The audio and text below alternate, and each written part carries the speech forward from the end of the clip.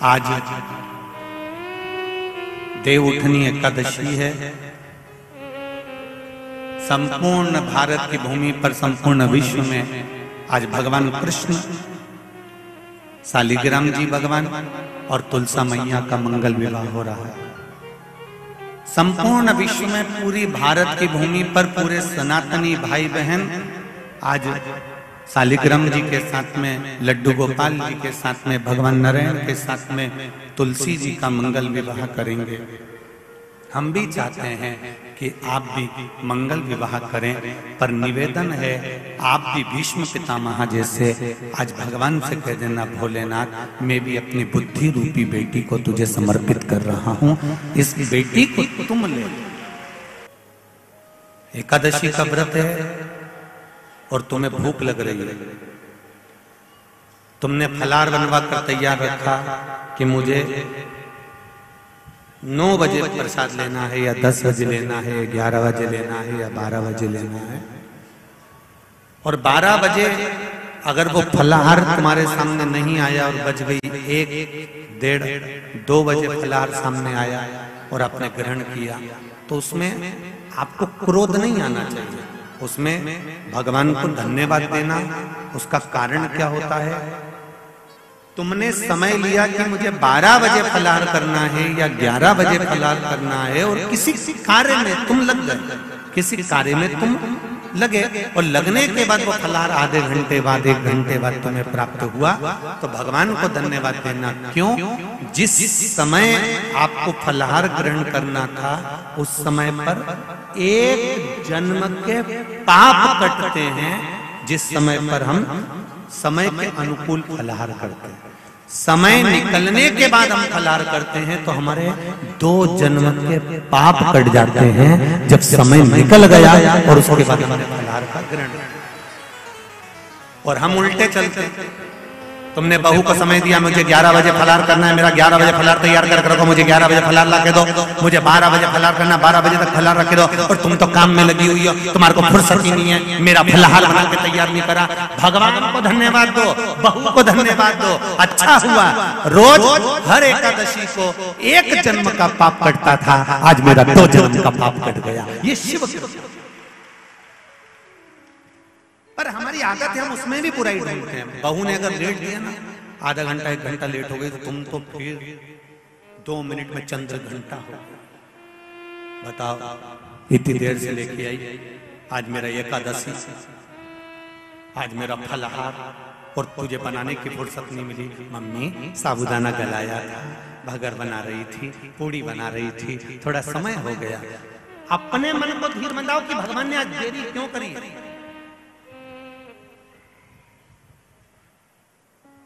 वही फलाहार किसी कारण से और लेट हो गए, दोपहर में 3 बजे के बाद हुआ, और लेट, या मान लो किसी कारण से दिन भर भूखी रह गई, कारण से, जानबूझ के नहीं तो तुम बहुत चतुर बैठी हो रही। केसीआर वाला महाराज बोला था कि इतनी बजे के बाद करोगे तो इतना पाप कटेगा, इतनी बजे कटोगे। ये तो जानबूझ के नहीं, तो कोई क्रम से है, अचानक।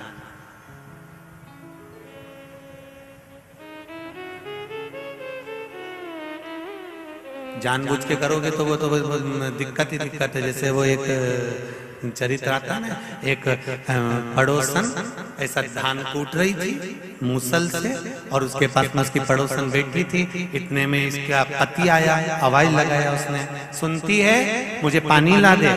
इसने जो धान का मूसल था ऊपर छोड़ा और पानी देने चली गई। पड़ोसन को बड़ा आश्चर्य हुआ, मूसल हवा में टंगा, हवा में मूसल टंगा। ये आई, इसने मूसल लिया, फिर कूटने लगी। इसने अपनी पड़ोसन से पूछा, क्यों ये हवा में कैसे टंग गया?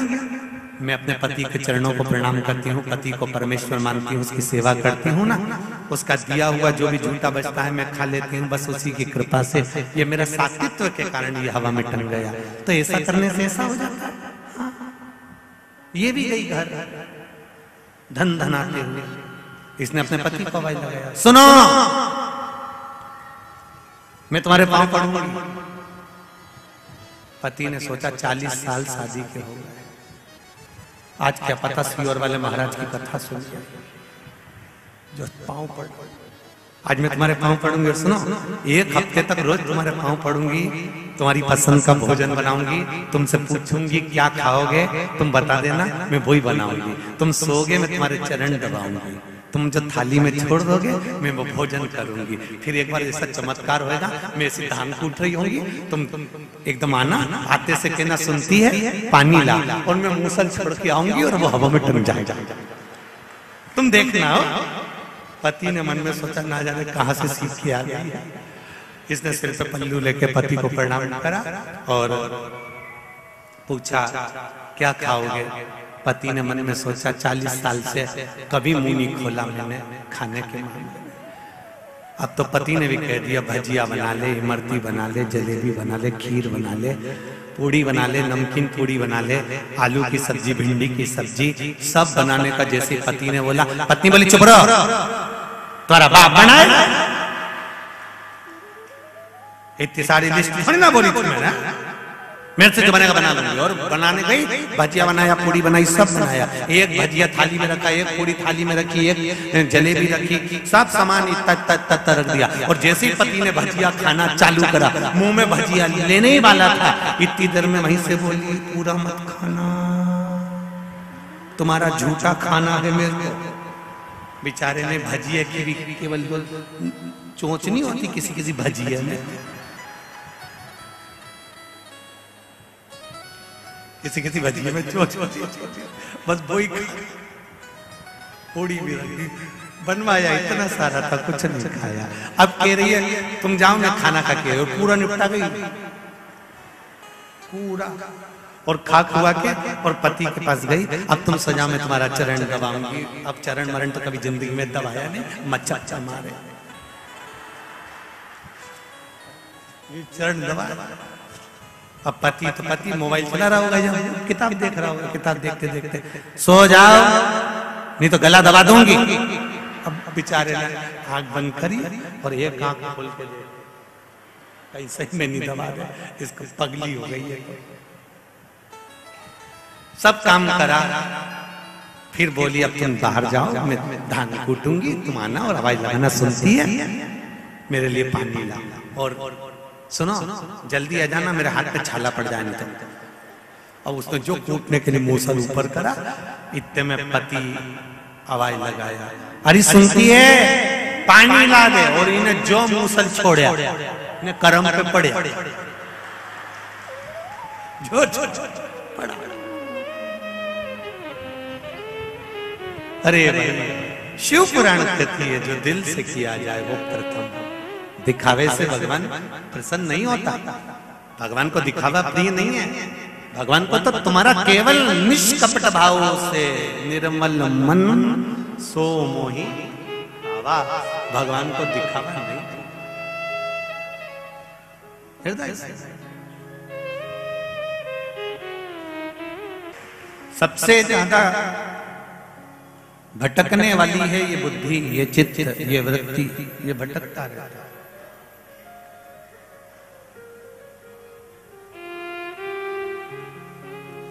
संत साधु सन्यासी तपस्वी साधक उपासक भजनों में हमेशा कहते रहते हैं ये मन बड़ा चंचल है, कैसे तेरा भजन करूं, जितना इसे समझाऊं उतना ही मचलता।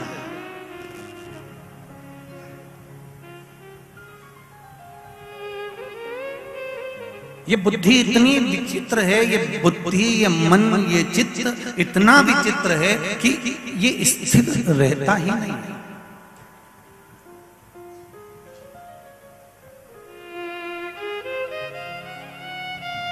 जब तक तुम्हारे लड़के से लड़की की शादी नहीं हो जाती, ऐसी कोई सास नहीं संसार की जो उस लड़की में ऐब देखेगी। जब तक, जम के बोलो जरा, जब तक, फिर से बोलो, जब तक शादी नहीं हो जाती तब तक तो लड़की इतनी बढ़िया है साहब, इतनी जोरदार है, मेरे लड़के के लिए देखती आई हूँ, बाजू की है अपने यहीं की, आसपास सनावत मनावत की, यहीं की है, बहुत जोरदार लड़की है और ज्यादा बड़ा परिवार भी नहीं है। बच्ची में बहुत संस्कार है, पढ़ी लिखी है। मैं 2-3 बार गई, देखा मैंने, बहुत जोरदार है, बहुत अच्छी है। उसके माँ बाप के संस्कार हैं। जो लड़की इतना मुंबई पूना में पढ़ने के बाद भी इतनी संस्कारवान है, जब तक उसकी शादी आपके लड़के से नहीं हो जाती तब तक आप उस लड़की के गुण ही गुण देखते हो। उस लड़की में कभी तुमने ऐब नहीं देखा, पर शादी होने के 2-4 साल बाद तब तुम्हारे मुख से जो निकलना प्रारंभ होता है, वो की माँ ने तो यही सिखाया है।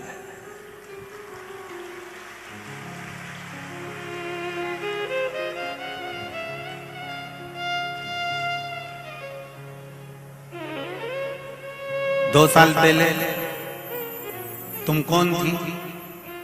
वही कमलाबाई थी ना जो गुण देख रही थी, और 2 साल बाद फिर अब गुण देखने लगी तो वही कमलाबाई है। कहीं की कमला बैठी हो तो बुरा मत मान जाओ, ये तो वही।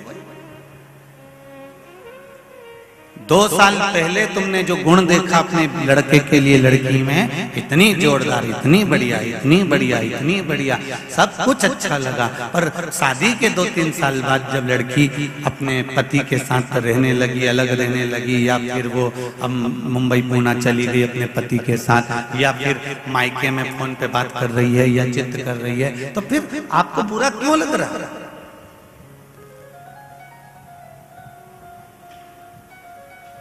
इस बुद्धि को बिगड़ने में देरी नहीं लगती। सुन लो री भीकन गांव वाली, जी जी जी, ये बुद्धि कभी भी बिगड़ सकती है। अच्छाई देखेगी तो लोगों में इतना अच्छा देख लेगी, इतना अच्छा देख लेगी, इतना अच्छा देख लेगी, और जब बुराई देखेगी तो इतना बुरा देख लेगी, इतना बुरा देख लेगी कि उसका मुंडा देखना ही पसंद नहीं करेगी। अब मैं उसका मुंडा ही नहीं देखूंगी। और इससे पहले तो कह रही थी मुंडा दिखाई होगी, मुंह दिखाई हुई, और उनमें सबसे पहले हाथ की चूड़ी तू नहीं दी कमला, तू नहीं, और अब के मुंडा ही नहीं दे।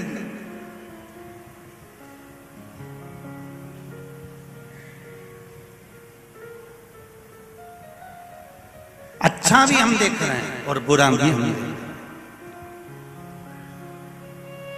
पर निवेदन एक, शिव महापुराण की कथा कहती है, ऐसा संसार में कोई नहीं जन्मा जो अच्छा और बुरा नहीं देखेगा, सब देखेंगे।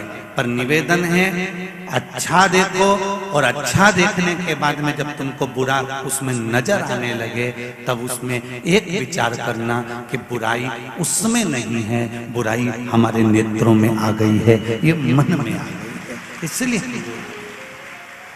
दुनिया की कोई सास बुरी नहीं होती और दुनिया की कोई बहू बुरी नहीं होती।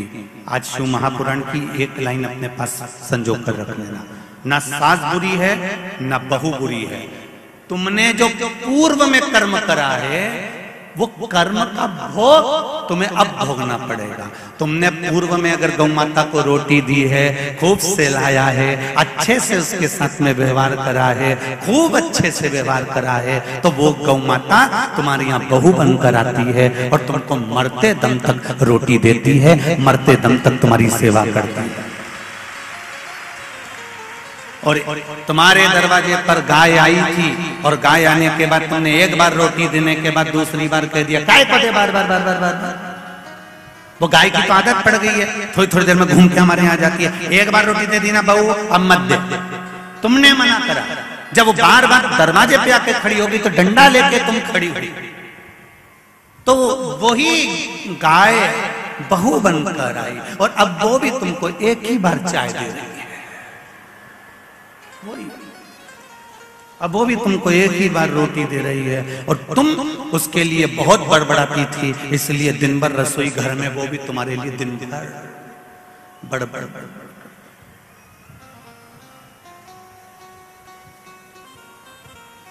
एक गीत का एक बोल आता है, जो बोएगा तेरा किया,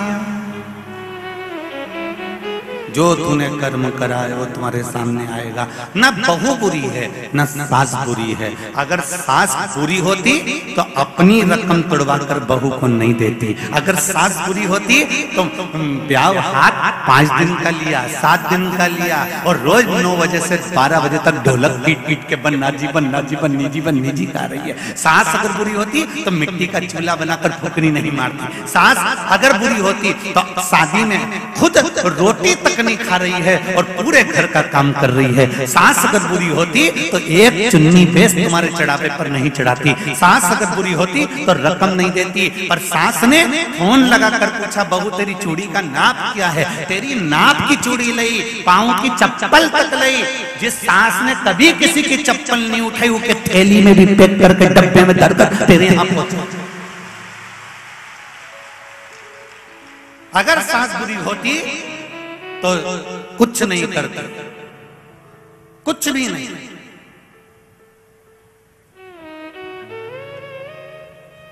सास बुरी नहीं है और सासुओं से निवेदन है बहू भी बुरी नहीं है।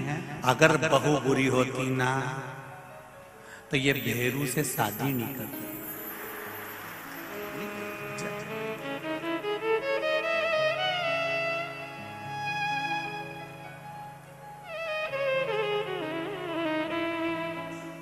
आज देवउठनी एकादशी है। कई लोग प्रश्न खड़ा करते हैं कि शालिग्राम भगवान के साथ में तुलसी जी का विवाह हुआ। ये तो ललाट पर लिखा है, वो तो होना ही है। जो किस्मत में लिखा उसे कोई टाल नहीं सका। अच्छा महाराज भी किस्मत में लिखा हुआ नहीं टाल सकता। अगर टाल सकते थे तो रामकृष्ण परमहंस माँ जगत जननी जगदम्बा के उपासक थे। स्वामी विवेकानंद जैसे उनके शिष्य थे। और रामकृष्ण परमहंस जी को जब बड़ी बीमारी हो गई, कैंसर जैसा रोग हो गया, स्वामी विवेकानंद जी बार बार कहते थे, गुरुदेव माँ आपके ऊपर कृपा करती है, शारदा भवानी आपसे बात करने के लिए आती है, एक बार देवी जी से कह दो कि तुम्हारी बीमारी ठीक कर दे।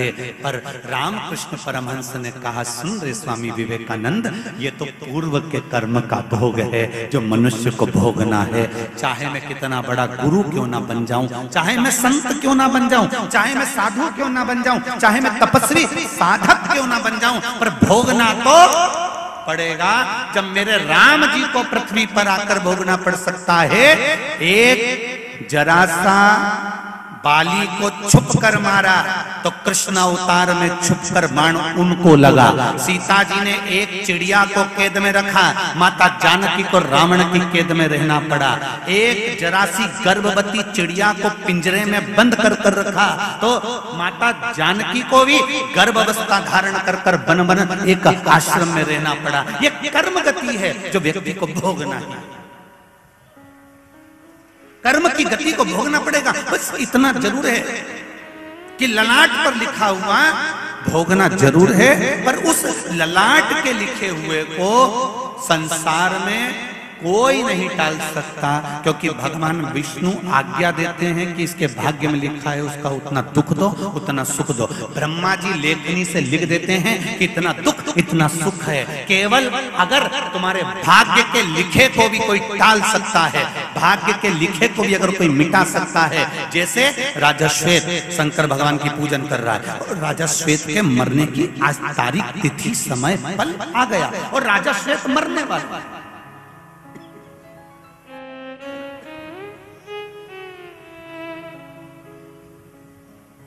राजा श्वेत के प्राण छूटने वाले। यमदूत आ गए बंदी बनाने के लिए। शंकर भगवान ने कार्तिकेय जी को भेज दिया, यमदूतों को भगा दिया। यमराज मर गया, मृत्यु देवी मर गई, सूर्य नारायण भगवान रोने लगे। भगवान विष्णु ने पूछा क्या हुआ? मेरे बेटे यमराज को मार दिया शंकर भगवान। मृत्यु देवी को मार दिया मेरी पोती को शंकर भगवान। भगवान विष्णु ने शिव जी से पूछा कि हमने लेखनी में इसकी मौत लिख दी थी, ब्रह्मा जी ने अपनी कलम से लिख दी थी, तो फिर इसको मरने क्यों नहीं दिया? शंकर भगवान बोले ये मेरे मंदिर में बैठा था, मेरे मंदिर में बैठा था, इसलिए इसको मरने नहीं दिया। पर हमने अपनी कलम से लिखा है इसकी मौत को। ब्रह्मा जी ने अपनी कलम से लिखा है अपनी इसकी मौत को। शंकर भगवान बोले तुम कितना भी किसी का भाग्य लिख दो और किसी के ललाट पे कुछ भी लिख दो, अगर कोई मेरे पास आया है तो मैं ललाट मलाट पे लिखा हुआ मानता नहीं हूं, मुझे पलटना है तो पलटना है, चाहे कुछ कुछ जा।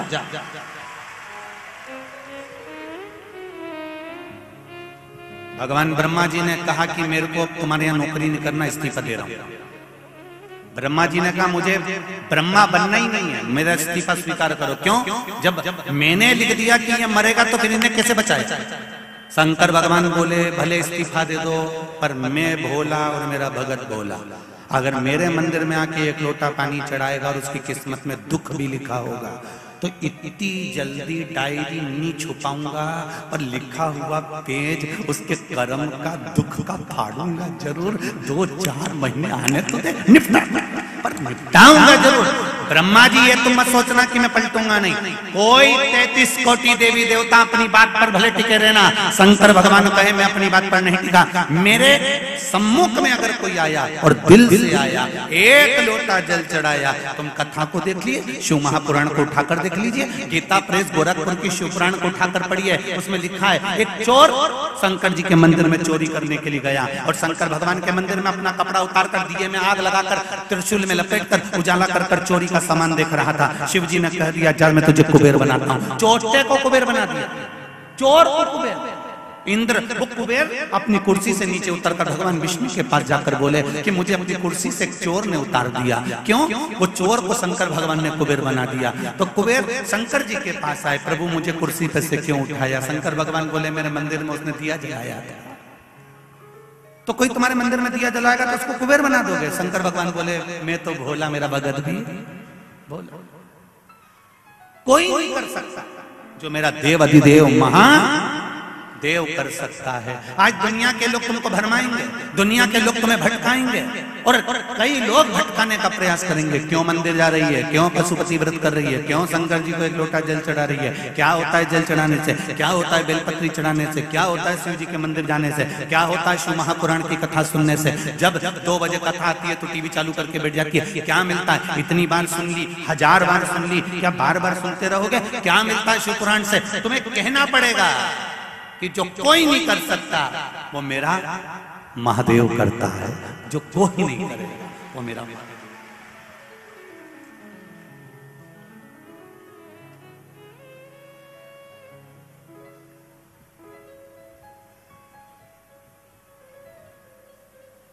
कोई ना, ये पत्र आया देखो जरा,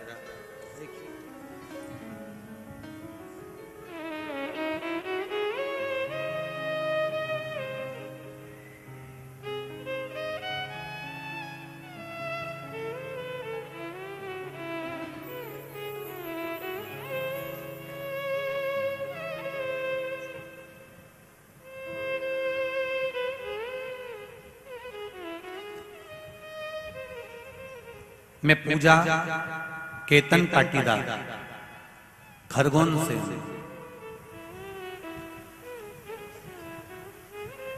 29 दिसंबर 2021 को मेरी पहली संतान 9वें महीने में डिलीवरी के समय पर 7 दिन पहले मर गई, गर्भ में शांत हो गई।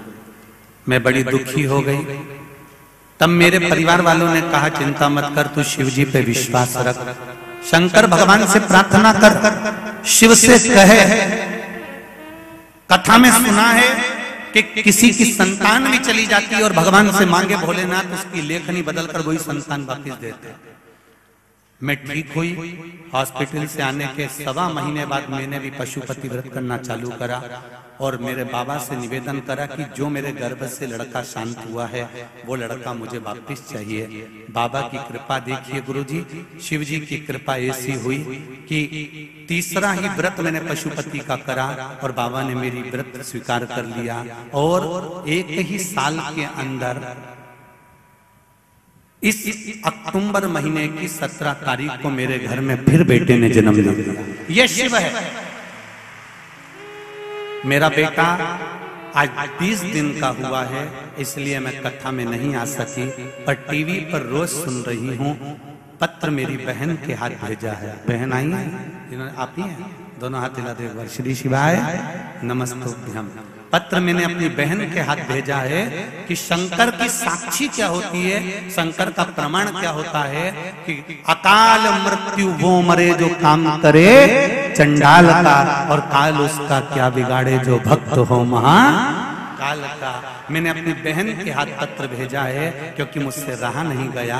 मुझे 20 दिन में भगवान ने ये बाकी संतान दे दी, इसलिए मैं निवेदन करें। बैठिए। श्री शिवाय नमस्ते। शिव कृपा। इसको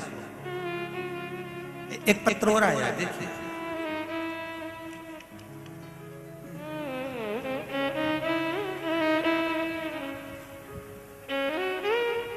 संगीता मनीष सोनी, तहसील जिरानिया, जिला खरगोन, मध्य प्रदेश से। आप ही दोनों हाथ हिला देकर। श्री शिवाय नमस्तुभ्यम। गुरुदेव, मैं शिव जी की करुणा क्या बखान क्या करूं। 2 वर्षों से इलाज चल रहा है। मेरे बच्चेदानी में गठान है और पथरी की समस्या है। त्रिकालदर्शी प्रभु महादेव की ऐसी करुणा हुई, 1 महीने से दुख भोग रही थी, बड़ी कष्ट में थी। इंदौर, भोपाल सभी डॉक्टरों को, खरगोन आदि सब दूर खंडवा दिखा दिया। सबने कहा कि इसका ऑपरेशन कराना पड़ेगा क्योंकि बच्चेदानी में गठान बड़ी है, उसका ऑपरेशन जरूरी है। पर मैंने भी बाबा के भरोसे पर छोड़ दिया और सोमवार का व्रत धारण कर लिया। पशुपति एक बेलपत्र शिव जी को चढ़ाती और उठाकर लाती और एक लोटा जल चढ़ाकर उस जल का आचमन करती, बेलपत्री खाती। शिव जी से निवेदन करती, चाहे कुछ भी हो जाए, मेरे पेट में जो बच्चेदानी में गठान है, अगर गठान निकलेगी तो जांच के लिए जाएगी। मेरे मन में संशय होगा कहीं दूसरी गठान ना हो, इसलिए कृपा करके मेरी बच्चेदानी में ही उस गठान को गला दीजिए। रोज बेलपत्र खाती, रोज जल चढ़ाती, और बाबा की कृपा से ऐसा हुआ कि अगली जब सोनोग्राफी डॉक्टर ने कराई तो सोनोग्राफी में गठान गायब हो चुकी थी। गठान नहीं, उस सोनोग्राफी में गठान ठीक है गया। बैठिए। श्री शिवाय नमस्ते। सोनोग्राफी में गठान गायब हो गई थी जो सालों से थी, वो गठान अब नहीं। शिव कृपा किसको कहते हैं, शंकर की उदारता किसको कहते हैं। आप शिव महापुराण को जब समझोगे, वो कहते हैं ना कि माता पिता जिंदा रहते हैं ना तब तक उनको कोई समझ नहीं पाता, जब चले जाते हैं तब समझते हैं। आज कथा का 4था दिन हो जाएगा, 3 दिन की कथा पूरी हो जाएगी। जो नहीं आ पाए ना, उनको बाद में समझ में आएगा कि हीरा खो दिया, हीरा खो दिया। वो हीरे का हार है शिव महापुराण की कथा, जो संपूर्ण विश्व के कल्याण के लिए है। प्रत्येक जीव के लोग कहते हैं क्या मिलता है शिव पुराण से।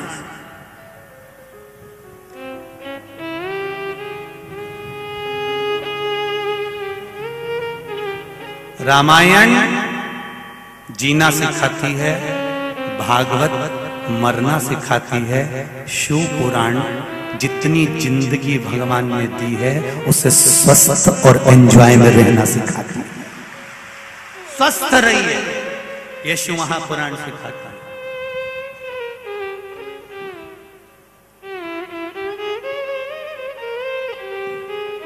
तुम्हारी तपस्या खाली नहीं जाने वाली। तुम जो 2 बजे से कथा चालू होती है और 8 बजे से 7 बजे से जगह संभाल कर बैठती हो, आप लोग अपनी जगह संभाल कर बैठती हो। कई लोग ये धूप में खड़े हुए हैं, कलम देख रहे थे। कुछ लोग अपने अपने घर से छाता लेकर आ गए थे, कोई चद्दर लेकर आ गया था। 4-4 लोग पकड़ पकड़ कर कथा सुन रहे हो।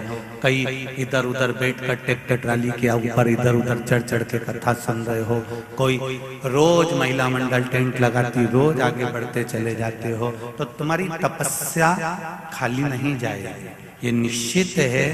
इस भट्टी में अगर तप गए तो सोना अगर निखर गया तो जिंदगी में सार्थक और कीमत वाला, खाली नहीं जाएगा।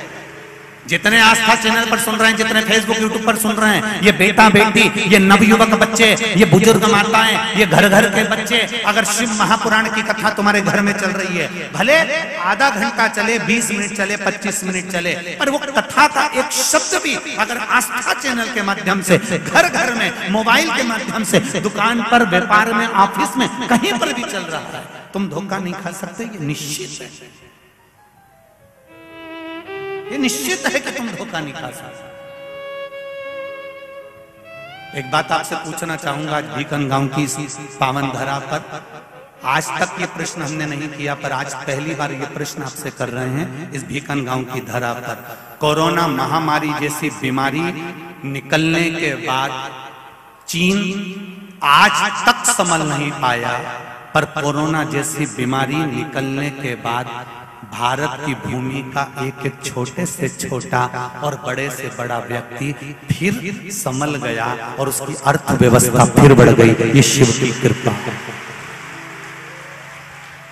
हम तो कहते हैं ये कोरोना महामारी में ये शिव महापुराण की कथा स्वयं शंकर भगवान ने ही करवाकर जनमानस तक पहुंचाई है कि ये कहीं डोल ना जाए, कहीं भटक ना जाए।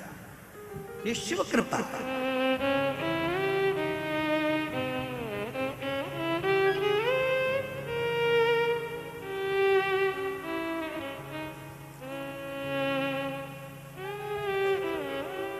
संपूर्ण विश्व कोरोना महामारी के बाद डोल जाना था, पर संपूर्ण विश्व ये भारत नहीं डोल पाया, क्योंकि इसको संभाल लिया देवाधिदेव महादेव।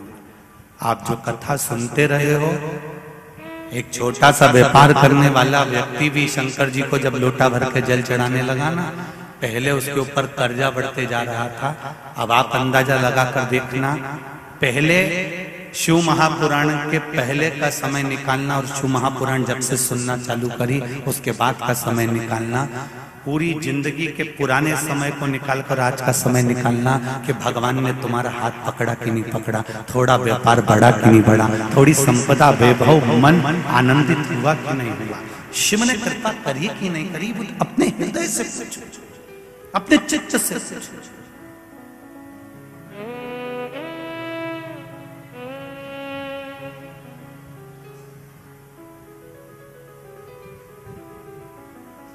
और जब अपने हृदय से, अपने चित्त से ये स्वयं प्रश्न करो कि मेरा शिव हुआ और मैं शिव की हूं, मैं शंकर का हूं। कल आपको कथा में कहा था, अपने अपने घर में अपने बच्चों को, अपने पति को, अपने परिवार के बुजुर्गों को भी कहो कि पापा, मम्मी, आई, बाबूजी, बाबू, आप भाऊ, एक लोटा जल शिव जी को अवश्य चढ़ाया करो। ज्यादा दूर नहीं जाओ तो अपने घर के पास में जो शिव मंदिर हो वहां चले जाया करो। उससे घर के लोगों को फायदा नहीं मिलेगा, तुम्हारी किस्मत में जो दुख लिखा है उसे कोई दूसरा नहीं काट सकता। ध्यान देना, बहू दवाई दे सकती है, बेटा डॉक्टर को दिखा सकता है, बच्चे सोनोग्राफी करवा सकते हैं या मशीनों में तुम्हारी जांच करवा सकते हैं, पर शरीर में अगर दुख हुआ है, कष्ट हुआ है तो पड़ोसी भोगेगा क्या? जम के तो बोलो, बहू भोगेगी क्या? नहीं। बेटा भोगेगा क्या? नहीं। तुम्हारे शरीर में अगर कष्ट हुआ है, तुम्हारे भाग्य में अगर कष्ट लिखा है तो उसको भोगना तुमको पड़ेगा। इसलिए निवेदन है कि तुम भोजन करोगे तो तुम्हारा पेट भराएगा। इसलिए तुम्हारे भाग्य में अगर दुख लिखा है, तुम्हारी किस्मत में अगर कहीं थोड़ी सी भी तकलीफ लिखी है, भले तुम्हारी दुकान अच्छी चल रही है, भले तुम निरोगी हो, सब कुछ है, फिर भी एक लोटा जल शंकर भगवान को चढ़ा। कोई कहे कि किसी कारण से चढ़ा, नहीं, हो सकता है कि आने वाला समय कैसा हो, तुम्हारे भाग्य में क्या लिखा हो, कम से कम एक लोटा जल चढ़ाते रहोगे तो वो भाग्य का लिखा हुआ तुम्हारे पक्ष में होता चला। चढ़ाओ शिव जी को एक लोटा जल।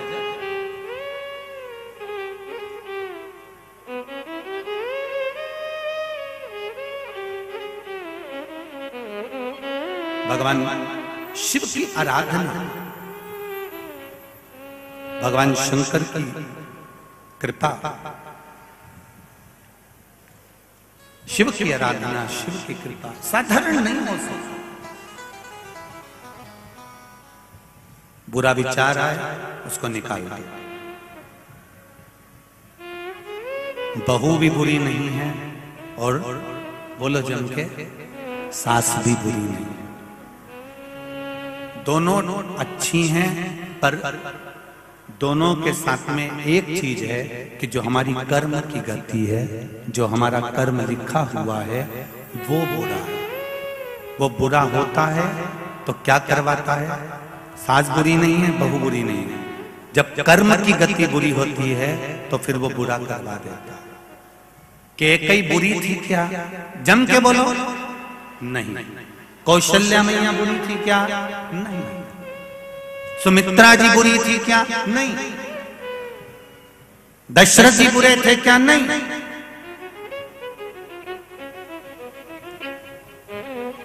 मंथरा बुरी थी क्या? नहीं।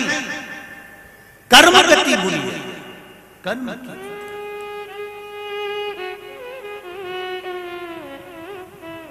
इतनी अच्छी थी कैकेयी कि सीता जी विवाह कर आई थी और मुंह दिखाई में जब देने की बारी आई थी तो कैकेयी ने अपना शीश महल बनवाया था। वो शीश महल जानकी जी के मुंह दिखाई में दे दिया था। इतनी चाहती थी बहू को। और बुरी बनी कर्म गति के अनुसार। जब बुरी बनी तो ऐसी बन गई कि राम जी को 14 वर्ष के लिए वनवास भेज दिया।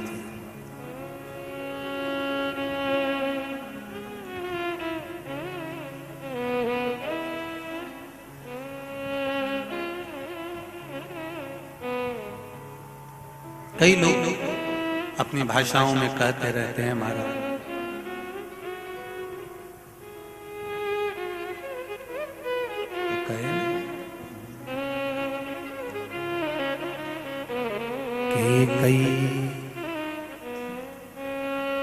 कैकेयी तूने लूट लिया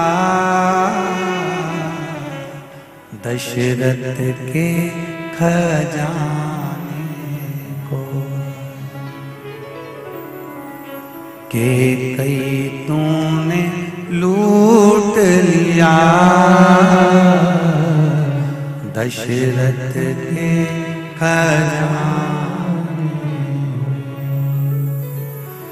तू तरस जाएगी रानी,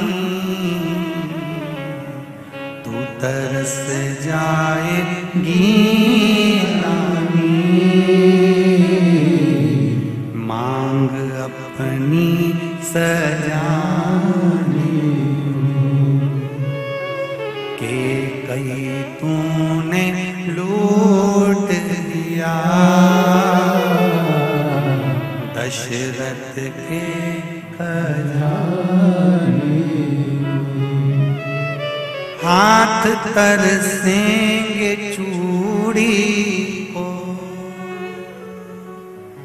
गला तरसेगा हरवा को। हाथ तरसेंगे चूड़ी को, गला तरसेगा हरवा को।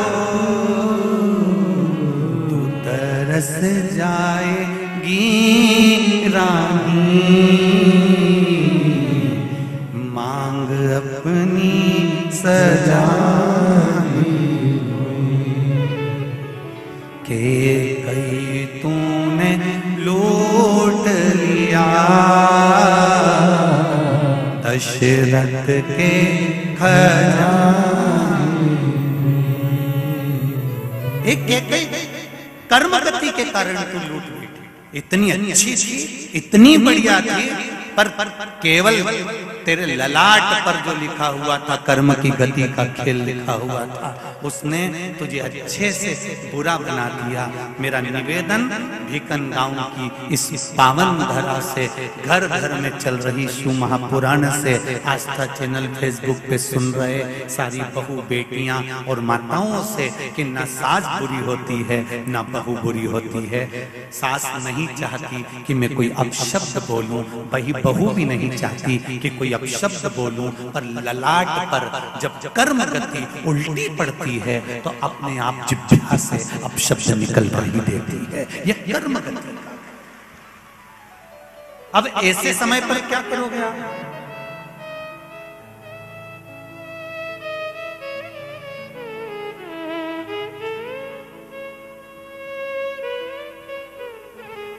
ऐसे समय पर क्या किया जाता है?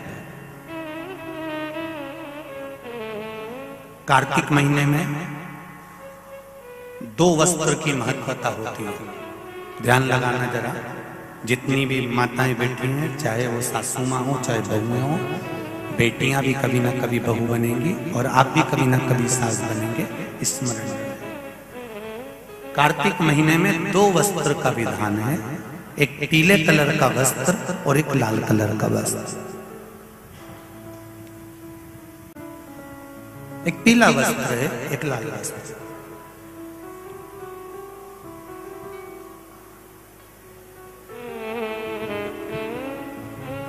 आज देवउठनी एकादशी है। ऐसी कोई माता नहीं होगी जो अपने घर में तुलसी जी का पूजन नहीं करे।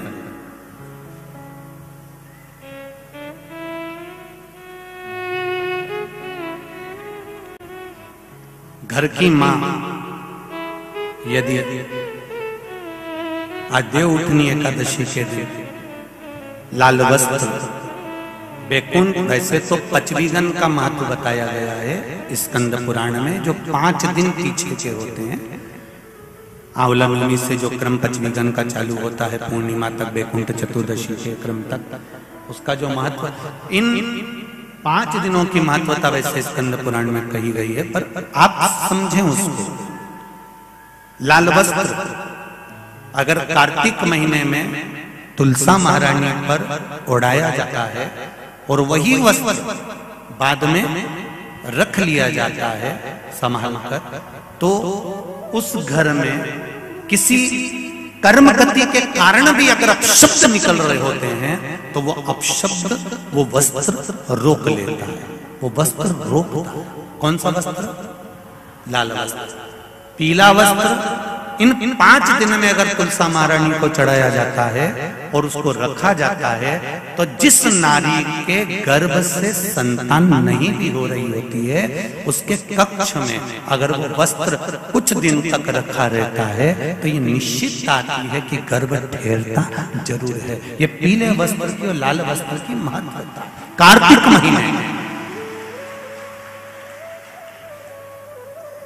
अब कई माताएं कहती हैं कि हमारे पास में लाल वस्त्र नहीं है, हमारे पास में इतना नहीं है, तो लाल कलर का लच्छा भी तो आता है, नाड़ा, बोलो आता है कि नहीं आता? लाल, तुम्हारे घर में सिलाई करने का लाल कलर का धागा तो होगा ना कि नहीं होगा? लाल कलर का लच्छा तो होगा, नहीं होगा सफेद कलर का धागा तो होगा, उसको कंकु में लाल कर, पर उस वस्त्र की महत्वता को हम समझें।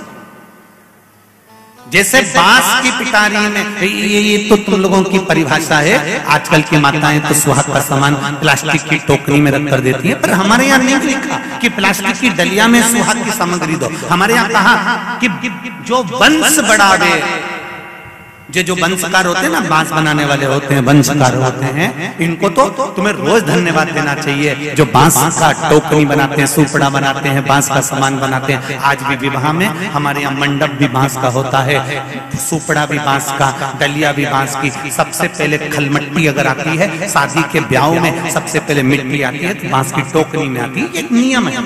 क्यों? क्योंकि जिसकी शादी में मट्टी, इधर लाते मट्टी, जिसकी शादी में मट्टी बांस की डलिया में आती है, उसको संतान के लिए डॉक्टर को दिखाने की जरूरत नहीं पड़ती। जिसकी शादी की शुरुआत प्लास्टिक की डलिया से होती है, फिर उसको टेस्ट भी करवाना ही पड़ता है।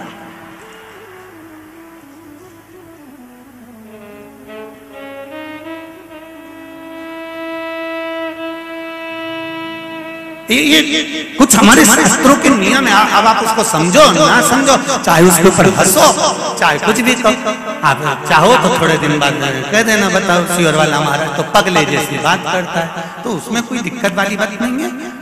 पगले का अवार्ड हमको ही मिलने वाला है, उसमें कोई दिक्कत वाली बात नहीं। पर उसको समझो कि हमारे सनातन धर्म में ये वंशकार बांस का सामान बनाने वाले, बांस की डलिया बनाने वाले, बांस का सुपड़ा बनाने वाले सबसे पहले ये वंशकार हुए, फिर खवास नाई ये हुए, फिर चर्मकार हुए, जूता चप्पल बनाने वाले, फिर अन्य जितने जितने हमारे यहाँ, इनको लोग कहते हैं कि इनको हमारे यहाँ से हटा दिया, ऊंची जाति वालों ने इनको पीछे हटा दिया। कोई इनको पीछे हटाने वाला नहीं है, केवल तुम्हारी बुद्धि से लोग तुमको भ्रष्ट कर रहे हैं कि हमको नीचा दिखा रहे हैं, हमको ऊंचा दिखा रहा है। किसी जात में, किसी समाज में ये नहीं कहा गया कि इनको नीचा दिखाना। प्रत्येक समाज में, चाहे ब्राह्मण के घर की शादी हो, चाहे क्षत्रिय के घर की शादी हो, चाहे वैश्य के घर की शादी हो, सबसे पहले वंशकार की डलिया आती है, वंशकार आता है। सबसे पहले हमारे यहाँ अगर पादुका बनाई जाती है तो सबसे पहले चर्मकार आता है, सबसे पहले हमारे यहाँ खवास आता है।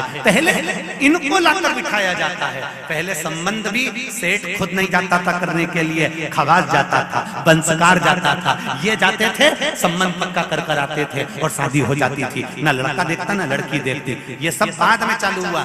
अब दुनिया के लोगों ने अपनी राजनीति को अखाड़ा बनाने के लिए कह दिया कि ये समाज नीची हो गई, ये समाज ऊंची हो गई, इसको पिछड़ा में कर दिया, इसको उसमें कर दिया। कोई नहीं कर रहा किसी को। भगवान की ये पोथी रखी है शिव महापुराण की, जिस पे रखी है, इसके 4 पाए, 1 2 3 और ये 4, ब्राह्मण क्षत्रिय वैश्य शूद्र, ये 4 पाए पर मेरी शिव महापुराण की पोथी रखी हुई है। कोई साधारण है?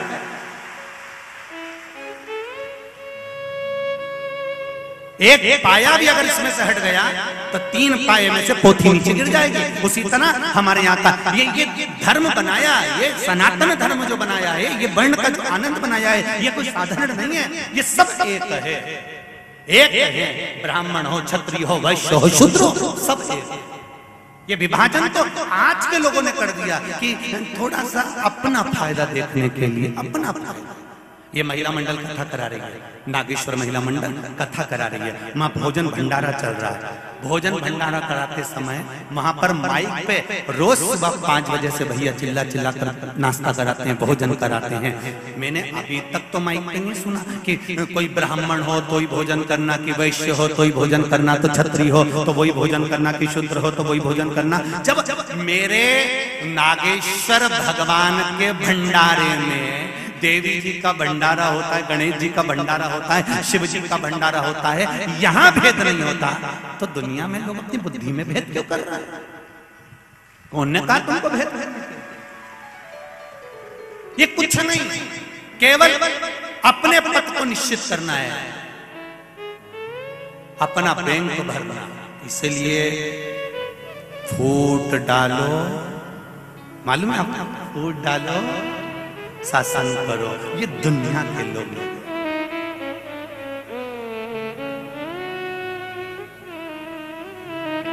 कई लोग आएंगे आपसे कहेंगे, क्यों राम जी का फोटो लगा के रखे हो, क्यों भगवान कृष्ण का फोटो लगा के रखे हो, क्यों राम जी की मूर्ति रखे हो, क्यों शंकर जी की मूर्ति रखे हो, उठाओ ठंडा कर दो, इनको नहीं रखना। मेरे को आज सूचना मिली थी कि कई लोग कहते हैं कि इनको ठंडा कर दो, इनको क्यों रखे हो, अपने को नहीं मानना, अपने को नहीं मानना, अपने को नहीं मानना। जो तुमको ऐसी राय देने आए उसको चंदन का तिलक लगा के ठंडे पानी से स्नान कराओ और चाय पिलाओ एक बार की, और पांव को धोक लगा कर कहना अभी हम चरण धोक रहे हैं, हमारा नियम है, थोड़े दिन तक हम चरण धोकते हैं, उसके बाद में गले में हम माला भी पहनाएंगे गेंदा के फूल की, फिर तुम्हारे घर तक छोड़ के लिए।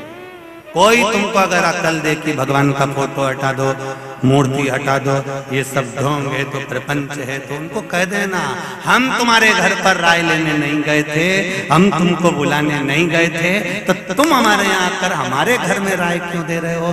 गेट खुला है, निकल के बाहर जाओ और अपने घर में अपने लड्डू बनाओ, प्रेम से खाओ। नहीं, सहजता में, सरल।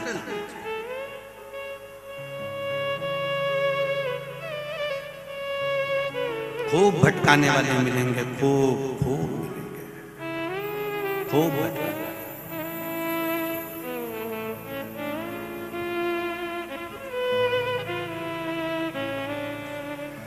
ना सास बुरी ना बहू बुरी, कर्म की गति बुरी होती है।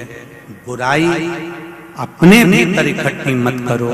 बहुत छोटा सा जीवन है जीजियों, मेरे भाई बैठे हैं, तुम्हें जीजी बोलूं तो ये जीजा ही हुए मेरे, तो मेरे जी जाओ। आपसे भी निवेदन है, बहुत छोटा सा जीवन, बहुत छोटा सा। कब किसके प्राण किस समय आखिरी होंगे किसी को नहीं मालूम पड़ेगा। एक क्षण लगेगा। अकड़ में मत जियो। कई लोग अकड़ में जीते, मेरा समय आन दे तब बताऊंगा कि मैं क्या हूं। फिर चिल्ला के कहेगा मेरा समय आन दे तब मैं बताऊंगा कि हूं क्या। और एक दिन छाती में दर्द हुआ, खंडवा के हॉस्पिटल ले गए और डॉक्टर ने कह दिया इनका समय आ गया। तब समझ में आया कि समय आना किसको कहते हैं। समय का इंतजार मत करो कि जवानी आई है, अभी कोई भजन की उम्र है, अभी तो मेरा बुढ़ापा आएगा तब भजन करूंगा, जब मंदिर जाऊंगा तब देखा जाएगा, अभी तो कमाने की उम्र है, अभी तो खाने की उम्र है। अरे भाई खूब एंजॉय करो, कोई नहीं मना करे तुमसे कि तुम कपड़ा अच्छा जोरदार मत पहनो, तुम तो जोरदार पहनो, एक से बढ़कर एक पहनो। कौन मना करे, तुम्हारी मर्जी पड़े जैसा पहनो।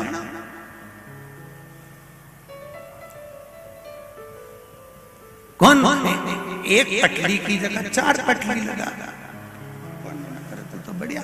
चाहे तो पुतली भाई भाई तेरी जैसी मर्जी पड़े नहीं तो वैसी जियो, अपनी मस्ती में जियो। पर इतना निवेदन है, ऐसा कोई समय, ऐसा कोई क्षण, ऐसा कोई पल नहीं जाना चाहिए जिस समय मेरा बाबा शिव की याद ना आए। हर पल शिव याद आना चाहिए, हर पल शंभु याद आना। उस बिंदु को पहचानो जिस बिंदु में शिव समाया हुआ है, उस बिंदु को जानो।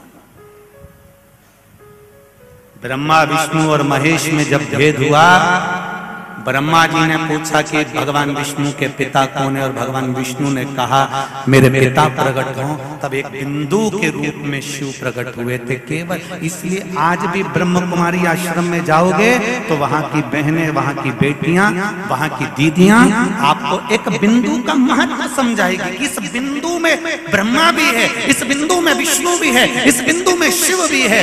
एक ब्रह्म कुमारी आश्रम में जाकर आप दर्शन करेंगे तो वहां की बहनें, वहां की बेटियां आपको बिंदु की महत्वता समझा।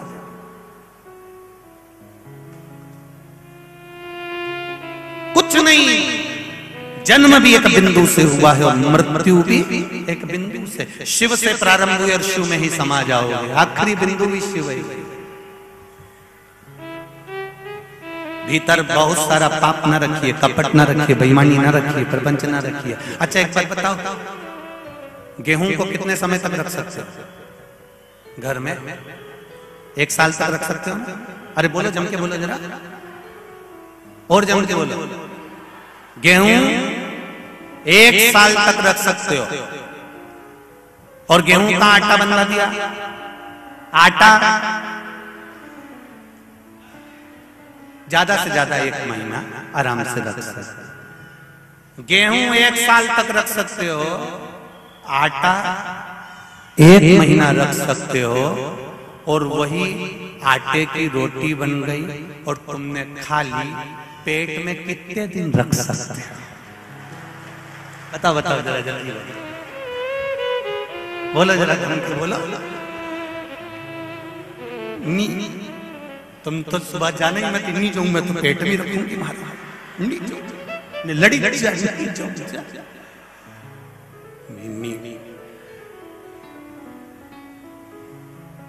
20 रुपए किलो का गेहूं की रोटी है, 25 रुपए की रबड़ी भी अंदर गई है, मेथी की सब्जी लाई थी 12 रुपए किलो की, वो भी अंदर है। नीचे गेहूं 1 साल तक तुम अपने घर में रख सकते हो। आटा हो गया तो 1 महीने अपने घर में रख सकते हो, पर वही आटे की रोटी बनाकर खा ली तो पेट में पूरी रात भी नहीं रख सकते। जब इतनी रोटी को तुम अपने पेट में नहीं रख सकते तो बहू की छोटी छोटी बात को अपने कलेजे में क्यों रख दो?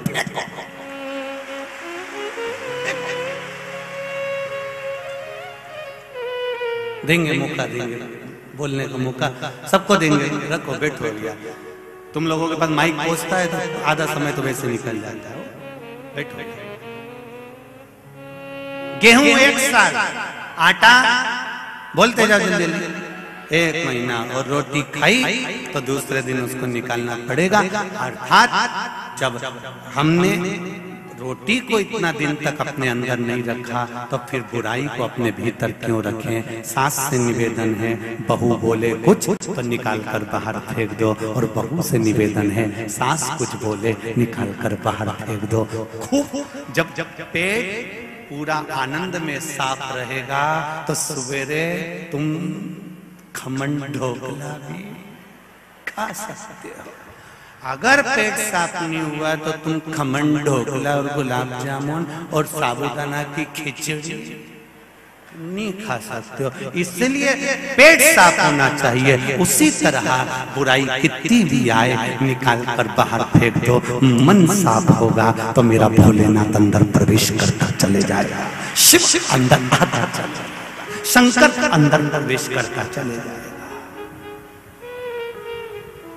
भगवान शिव की कथा कर रहे, अपने भीतर किसी के प्रति भेदभाव उत्पन्न न हो। देखो, माता पार्वती जी के साथ में शिव जी का जब मंगल विवाह हो गया,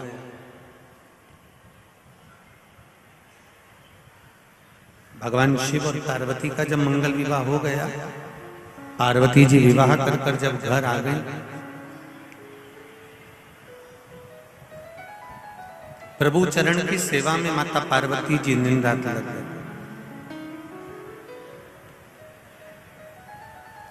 भगवान के चरणारविंद की सेवा में पार्वती लगी। भगवान शिव और माता पार्वती के विवाह का एक कारण सबसे प्रबल था, वो कारण था तारकासुर का संहार।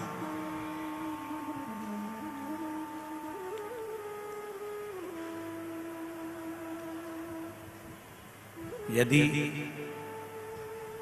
तारकासुर नहीं मरेगा, तारकासुर को मरने का विवाह क्रम, क्योंकि तारकासुर ने ये वर मांगा था कि मेरे प्राण छूटे तो भगवान शंकर के पुत्र द्वारा छूटे।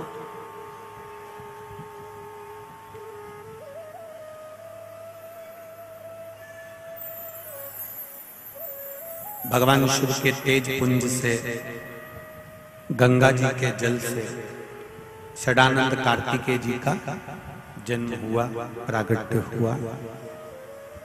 और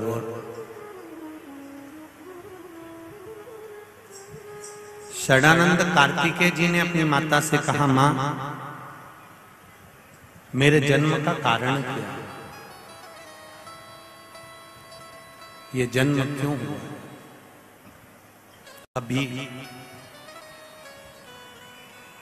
आप लोगों के मन में भी एक भाव उत्पन्न होना चाहिए कि हमारे जन्म का कारण क्या है। पहले भी कथा में कहा कि मनुष्य जन्म के 2 कारण हैं। एक भगवान का भजन करने के लिए जन्म हुआ है, और दूसरा अपने कर्म को काटने के लिए, अपने कर्म को भोगने के लिए जन्म हुआ। यहां आप जितनी देर बैठते हो ना कथा में, जितनी देर बैठे अपने कर्म गति को आप काट रहे हो कि हमने पूर्व में जो कर्म किया होता है, पूर्व में जो कर्म करते हैं,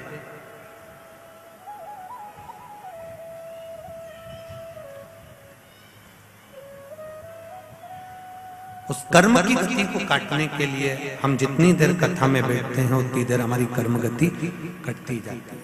हमारा जो पूर्व का किया गया पाप कर्म है वो कटता जाता है। तारकासुर का कथा, मांगा भी तो क्या मांगा, प्राण छूटे शिव जी के पुत्र के द्वारा। मार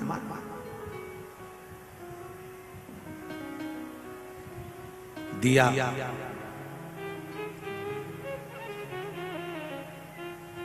जान कर कुछ न किया जाए, अनजाने में जो हो जाए वो श्रेष्ठ है। भोजन का समय निकल गया, फलहार का समय निकल गया, एकादशी के दिन एक जन्म का पाप कटा, समय के बाद पाया 2 जन्म का पाप कटा। मान लो शाम तक फलहार नहीं मिला, रात हो गई, तब फलहार ग्रहण करने बैठी है। मान लो किसी कारण से लेट होती चली गई तो पाप भी कटता चले गया, किसी कारण से तो फिर जानकर कर नहीं, कारणवश रात हो गई, फलहार मिल गया, समझ लेना कहीं 7 जन्म का पाप होगा, कट गया 7 जन्म। पर निवेदन केवल इतना है कि उसमें आप मूल चीज एक ही बात कहती है पुराण की, इसमें हमने अच्छा देखा। कई लोगों की आदत होती है थोड़ा सा फलहार आने में देरी हो गई, क्रोध आ गया, क्रोध आ गया तो तुम्हारा व्रत बेकार हो गया। समय की अवस्था में फलहार नहीं मिला, क्रोध आ गया, तुम्हारा व्रत खंडित हो गया। जिस दिन तुम्हारा व्रत हो उस दिन आपके मुख से अपशब्द ना निकले। एक सुंदर चरित्र आता है, आप लोगों ने श्रवण किया होगा, वैकुंठ चतुर्दशी का एक भाव बड़ा सुंदर आता है कि किसी गांव में एक साहूकार रहता था, एक सेठ रहता था, सेठ के एक बेटा एक बहू थी।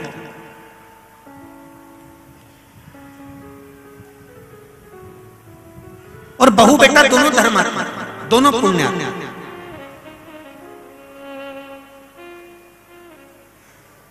बहू भी धर्मात्मा है और बेटा भी धर्मात्मा है। दरवाजे पर कोई आए भूखा ना जाए, दरवाजे पर कोई आया पानी पीकर जाना।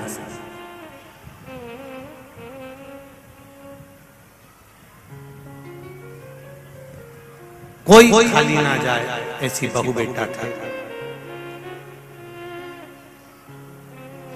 बहू ने नियम लिया, कार्तिक का महीना है, मैं स्नान करने के लिए जाऊंगी। ससुर जी से कहा, पिताजी मैं कार्तिक के महीने का स्नान करूंगी, परंतु मेरे साथ में थोड़ी सी परेशानी ये है कि मैं स्त्री हूं, मैं नारी। बहुत अच्छे से सुनना मेरी माताओं, कई माताओं के मन में संशय होता है कि हम 1 महीने का व्रत धारण करते हैं और उस बीच में रजस्वला धर्म आ जाता है। वो रजस्वला धर्म आता है तो हमारे महीने भर का नियम का क्या होता है। इस प्रसंग को थोड़ा ध्यान से सुनना, बार बार ये प्रसंग नहीं मिलेगा और पहले भी कथाओं में ये प्रसंग नहीं आया। आज भीकन गांव की हरिहर शिव महापुराण में ये प्रसंग आया है। तो जितने लोग आस्था पर सुन रहे हैं, जितने फेसबुक यूट्यूब पर सुन रहे हैं, इस प्रसंग को थोड़ा ध्यान से सुनना मेरी माता।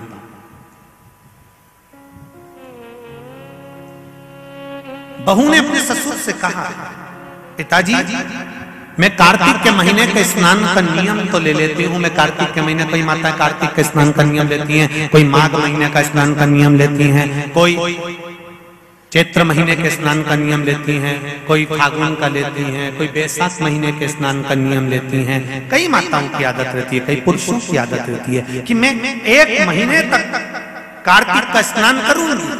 पर वो कार्तिक के स्नान में कुछ दिन ऐसे आ जाते हैं कि उसमें रजस्वला धर्म आ जाता है।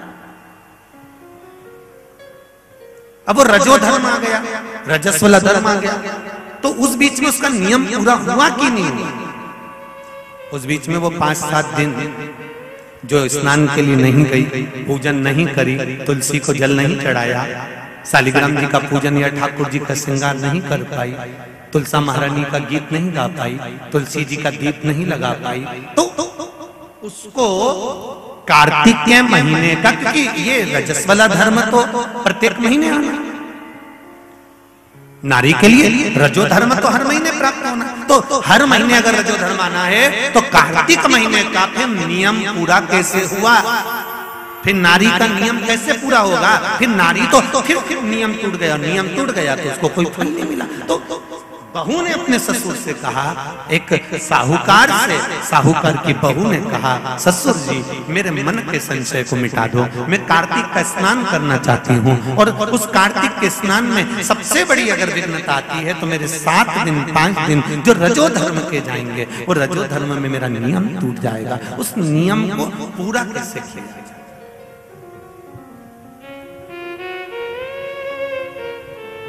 वो नियम पूरा कैसे होगा?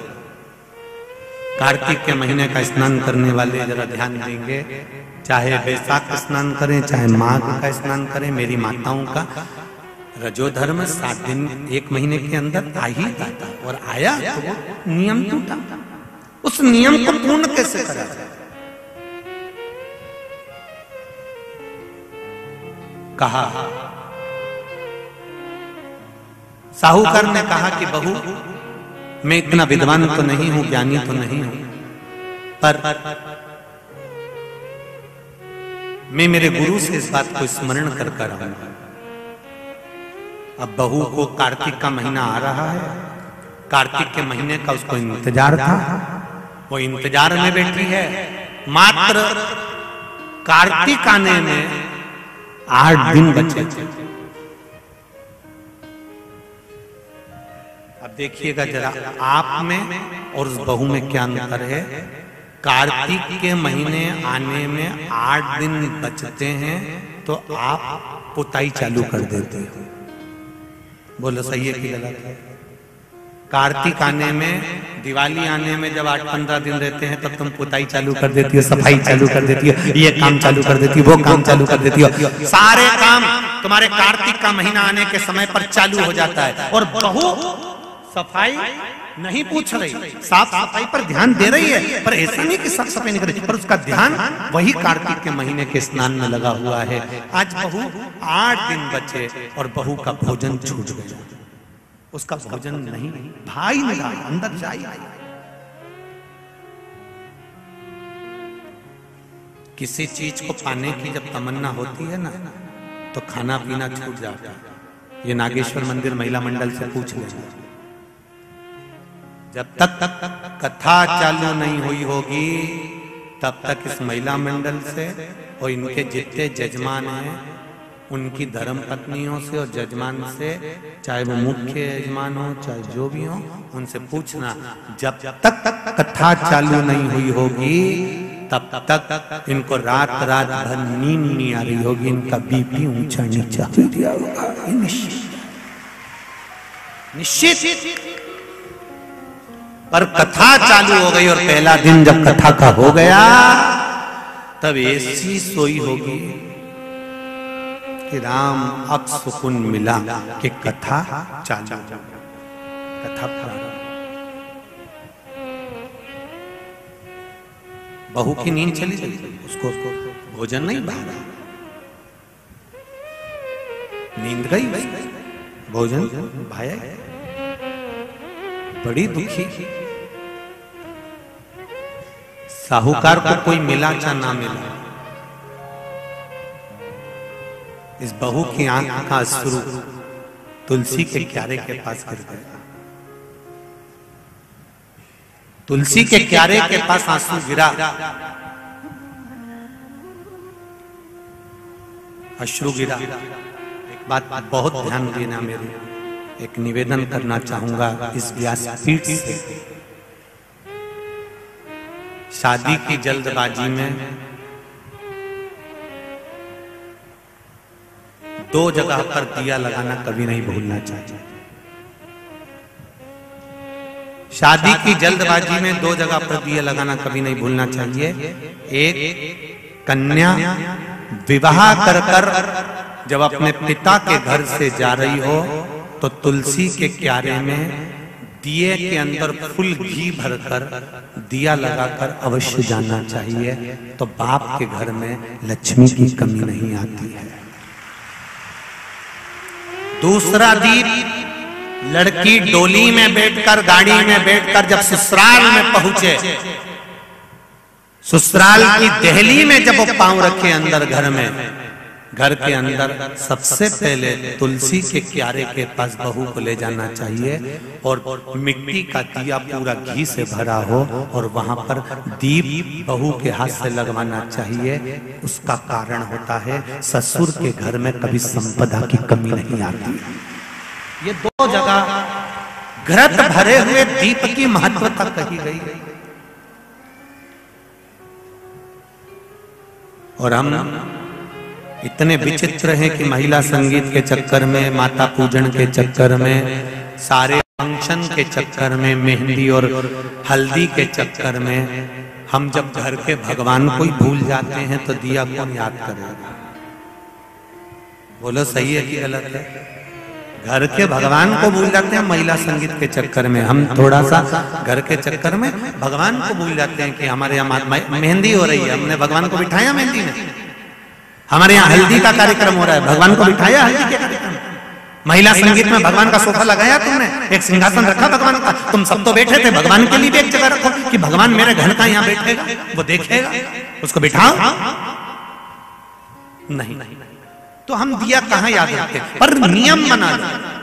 भिकन गांव की इस पावन धरा से जितने लोग आस्था चैनल पर कथा सुन रहे हैं, जितने फेसबुक यूट्यूब पर कथा सुन रहे हैं, एक नियम बनाओ कि घर से बेटी ससुराल कर जब विदा हो रही हो तो पहले घृत का भरा हुआ दीप तुलसा महारानी में लगा होना चाहिए, और जब बहू घर में प्रवेश कर रही हो तब माटी के दिए में घी भरा हुआ और वो घृत भरा हुआ दिया तुलसा महारानी को लगना चाहिए। ना बाप के घर में पैसे की कमी होगी, ना ससुर के घर में कमी होगी, संपदा बढ़ेगी। पर दिया कैसा होना चाहिए? उसमें घृत पूर्ण भर, भले घी झलक रहा चले पर घी खाली नहीं होना चाहिए, घृत की पूर्ण।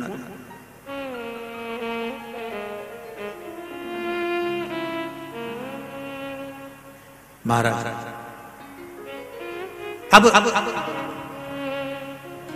बहू की आंख का शुरू झलका, तुलसा महारानी की कुछ कृपा, देवर्षि नारद ने एक साधु का रूप धारण कर, साधु का रूप धारण कर देवर्षि नारद जिस मार्ग से साहूकार जा रहा था उसी मार्ग पर एक वृक्ष के नीचे जाकर बैठ गए।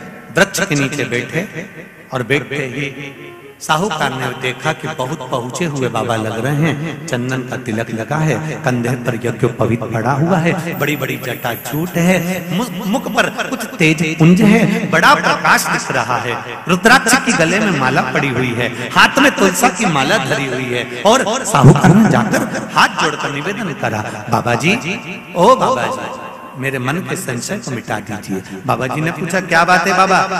साहूकार जी बोले मेरे बहू के मन का संशय है, नारी जब कार्तिक के महीने का स्नान करती है या माघ महीने का स्नान करती है या वैशाख महीने का स्नान करती है या चैत्र महीने का स्नान करती है, नारी जब पूर्ण एक महीने का स्नान करती है तो बीच में जो रजस्वला धर्म आ जाता है, नारी 5 दिन 7 दिन जो काम नहीं कर पाती है वो रजो धर्म के समय पर, रजस्वला धर्म के समय पर उसका 1 महीने का नियम खंडित हो जाता है। तो वो खंडित हुआ नियम पूर्ण कैसे हो उसका वर्णन आप मुझे बता दीजिए। वो नियम मुझे बताओ।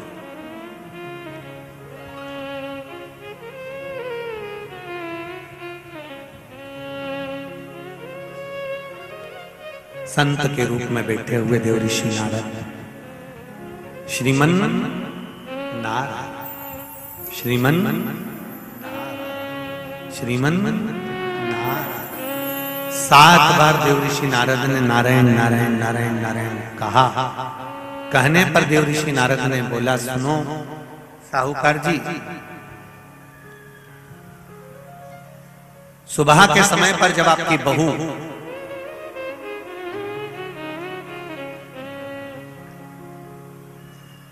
मंदिर की ओर जाए तो उसको इस मार्ग की ओर लेकर आना।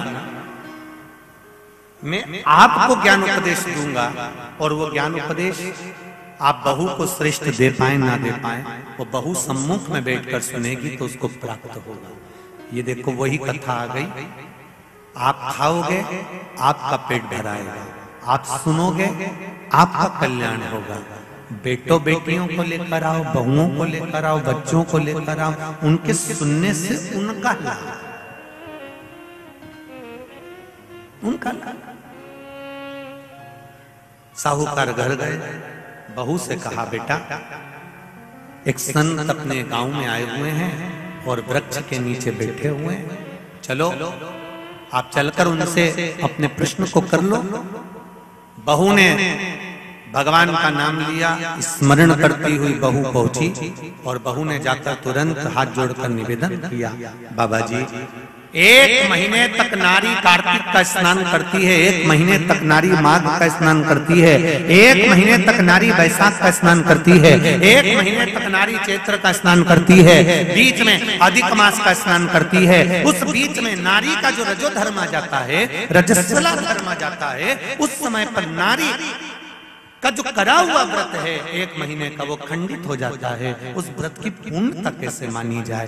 तो उस समय पर देवऋषि नारद जो संत के वेश में थे, उन्होंने कहा कि बहू एक काम करो पुत्री, कार्तिक महीने के पीछे के जो 5 दिन 7 दिन पचवीगन के होते हैं, अगर नारी का रजस्वला धर्म बीच में आ जाता है तो पीछे के 5-7 दिन में से अगर एक दिन भी नारी ब्रह्म मुहूर्त का स्नान कर कर, सुबह का स्नान कर कर तुलसी में दीप प्रज्वलित कर देती है तो उसके बीच का जो खंडित भाग है वो समाप्त हो जाता है, उसे पूर्ण फल की प्राप्ति। अब फिर सुन लीजिए अच्छे से, अगर मान लो वो पचवीगन में ही नारी का रजो धर्म आ गया तो बहुत बहुत ध्यान से सुनना। ये कथा हरिहर शिव महापुराण की कथा जो भीकन गांव वालों को मिली है, संपूर्ण विश्व के कल्याण के लिए। बहुत ध्यान देना, हर नारी का प्रश्न है, प्रत्येक नारी के प्रश्न ये सम्मुख में रहता है। मान लो आपने कहा कि रजो धर्म आ गया मध्य में, तो आप पीछे के 5 दिन स्नान करो। वो 5 दिन में अगर रजो धर्म आ गया फिर शिव महापुराण की कथा कहती है, घर में रहने वाली कोई कुंवारी कन्या, घर में रहने वाला कोई पुत्र, घर में रहने वाला पति, घर में रहने वाली सास, घर में रहने वाली कोई सौभाग्यवती नारी, जेठानी, ननंद, देवरानी, या घर में रहने वाला कोई पुरुष अगर बाहर स्नान करने नहीं भी जा सकता, ब्रह्म मुहूर्त में प्रातः के समय पर यदि तुलसी में एक दीप और एक संध्या के समय पर दीप लगा देता है तो भी नारी का नियम पूर्ण हो जाता है। वो नियम खंडित नहीं, वो नियम खंडित। क्या 5 दिन के स्नान का फल है? हाँ, और तुझे मौका मिलेगा तो तुझे समझ में आएगा। देवऋषि नारद ने बस इतना कहा, उसका फल क्या है तुझे मौका मिलेगा जब मालूम पड़ेगा। तब बहू को समझ में नहीं आया कि आखिर ये सब क्या कहा। देवऋषि नारद कहकर चले गए। साहूकार की बहू रोज प्रातः का कार्तिक का स्नान करने लगी। कार्तिक का स्नान रोज बहू करती, रोज ब्रह्म मुहूर्त में स्नान कर कर आती। बहू को नहीं मालूम कि नगर के राजा का लड़का युवराज अपनी पत्नी के साथ स्नान करने आता। राजा और रानी भी स्नान करने आते हैं, युवराज अपनी धर्मपत्नी के साथ स्नान करने आता है। आज युवराज को बड़ा बुरा लगा। युवराज ने देखा कि मैं घाट पर नहाने के लिए आता हूं, पर यह घाट गीला कैसे हो जाता है? मतलब मेरे स्नान के पहले कोई स्नान कर रहा है, मेरे स्नान के पहले कोई स्नान कर रहा है। मुझे ऐसा लगता है जरूर कोई ना कोई आता है। युवराज ने, राजा ने अपने नगर के सैनिकों से बोला, पता लगाओ कि सुबह स्नान करने कौन आता है। सैनिक लगते उससे पहले ही साहूकार की बहू स्नान कर कर चली जाती। दिखाई नहीं दिया, समझ नहीं आया। आखिरी के 7 दिन बचे थे, 8 दिन बचे थे। राजा के दूत ने फिर युवराज ने कहा मुझे पता लगा कर बताओ फिर मेरे स्नान के पहले कौन स्नान करता है, घाट को गीला कौन कर देता है। क्रोध में आकर कहा मालूम नहीं पड़ पाया। एक दिन रानी को, इस साहूकार की बहू को मालूम पड़ा कि युवराज मेरा पता कर रहा है, मेरा पीछा कर रहा है। तो बहू ने तुरंत सुबह जल्दी स्नान करा और भागी। भागते समय उसके गले की माला और पांव की एक मोजड़ी छूट गई। माला और मोजड़ी छूट गई। माला मोजड़ी छूटी, चली। राजा को वो माला मोजड़ी मिल गई। उसने मन में विचार करा मोजड़ी इतनी सुंदर, माला इतनी सुंदर, तो जो इसको पहनती होगी वो कितनी सुंदर होगी। राजा ने अपने दूतों से कहा जाओ, जिसकी ये मोजड़ी और माला है इतनी सुंदर है तो वह नारी कितनी सुंदर होगी, उसको 5 रात्रि मेरे पास में लेकर आ।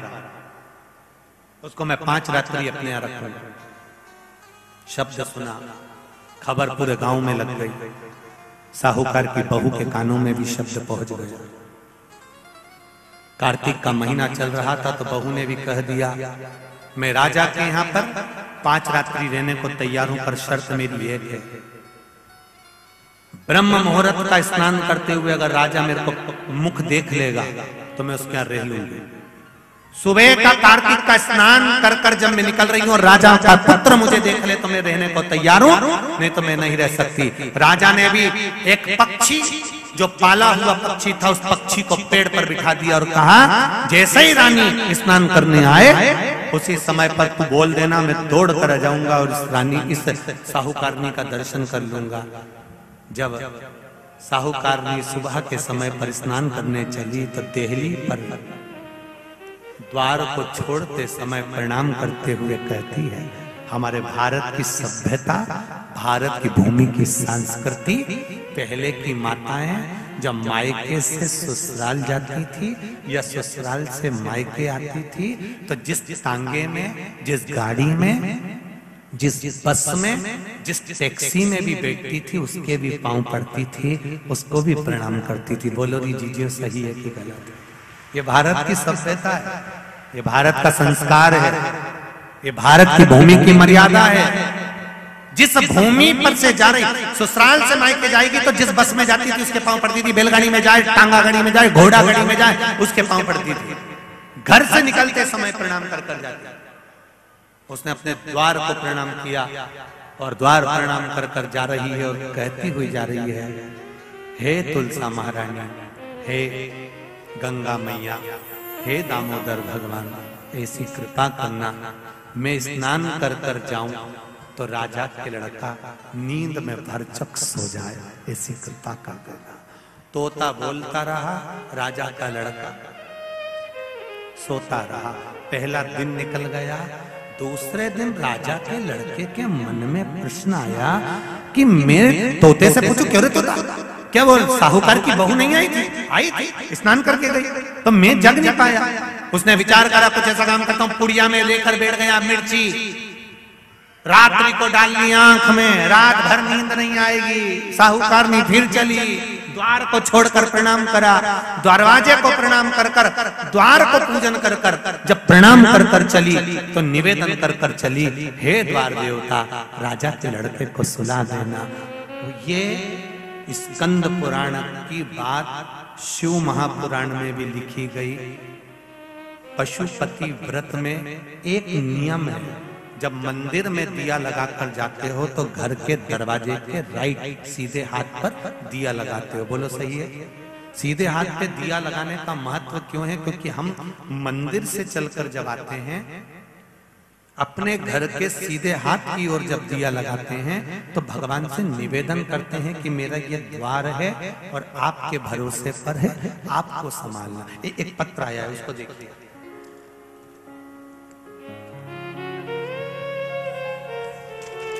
दिया लगाने का कितना लाभ और उसका महत्व देखिए।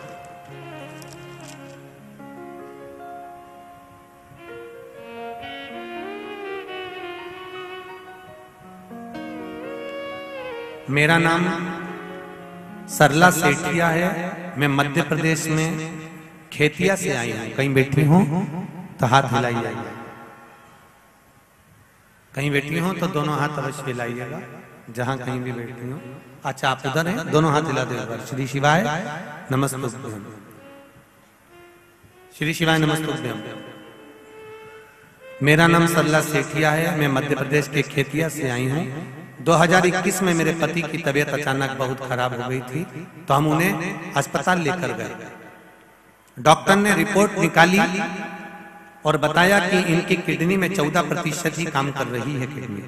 डॉक्टर ने दवाई दी और 1 साल तक दवाइयां चलने का बोला। और फिर एक दिन मेरे पति की तबीयत वापस अचानक बहुत ज्यादा खराब हो गई। हम उन्हें तुरंत अस्पताल लेकर गए तो डॉक्टर ने बताया कि उनकी किडनी काम करना बिल्कुल बंद कर दी है। हफ्ते में 2 बार डायलिसिस चालू करना पड़ा। हफ्ते में 2 बार जैसे डायलिसिस करना पड़ेगा, हम उनको हफ्ते में 2 बार डायलिसिस करवाने अस्पताल ले जाने लगे, किंतु उनके स्वास्थ्य में कोई बदलाव नहीं आया। डायलिसिस तो चालू हो गया पर बदलाव नहीं आ पाया। जब उनके स्वास्थ्य में बदलाव नहीं आया, फिर मैंने भगवान शिव के 5 पशुपति व्रत करना प्रारंभ कर। 5 पशुपति व्रत करते करते मैंने नियम बनाया कि मैं सीहोर जाऊंगी और रुद्राक्ष लेकर आऊंगी। सीहोर आई, वहां से रुद्राक्ष लेकर आई और मैंने 5 पशुपति व्रत जब करती, एक दिया अपने दरवाजे पर लगाती और भगवान से प्रार्थना करती कि इनका डायलिसिस बंद करवा दो। सीहोर पहुंची, रुद्राक्ष वितरण बंद था। वहां पर जाकर निवेदन करा कि स्वास्थ्य खराब है, एक रुद्राक्ष दे दो। तब वहां के कार्यकर्ता ने एक रुद्राक्ष दिया। वो रुद्राक्ष का पानी शिवजी को चढ़ाती और इनको पिलाती। भगवान की कृपा से एक बेलपत्र रोज खिलाती और आज धीरे धीरे स्वास्थ्य ठीक हो गया। उनका डायलिसिस पूर्ण तरह से बंद हो गया है। धोख लगाने के लिए हम लोग यहाँ पहुंचे हैं, उनका डायलिसिस बंद हो गया। आए हैं साथ में, श्री शिवाय नमस्ते। बैठिए, हर हर महा। उनका डायलिसिस पूर्ण तरह से बंद हो चुका है और अब वो ठीक हो गए हैं। डॉक्टर बोल रहा है कि इनकी किडनी ने काम करना प्रारंभ कर दिया। कई माताओं ने अंदर भी पत्र भेजे कि गुरुजी आप रुद्राक्ष बढ़वाइए। हम मना नहीं है रुद्राक्ष देने के लिए, रुद्राक्ष तो है ही औषधि। और कुबेरेश्वर धाम का रुद्राक्ष तो हम पहले भी कहते हैं कि वो औषधि के रूप में है। बस प्रयास हम भी करते हैं पर व्यवस्थाओं के कारण वितरण नहीं हो पा रहा है। इसलिए अगला जब रुद्राक्ष उत्सव फरवरी के महीने में जब आएगा तो पूर्ण प्रयास रहेगा कि 7 दिन में जितने लोग आवेंगे उस समय पर उनको मिल जाएगा भाव भक्ति से। पर अगर स्वास्थ्य गड़बड़ है तो उसके अनुसार हम भी कार्यकर्ताओं को बोल कर रखते हैं कि अगर स्वास्थ्य दिक्कत है तो बाबा कृपा का, ऐसा नहीं। एक पत्र और बड़ा सुंदर आया है, वो भी देखिए।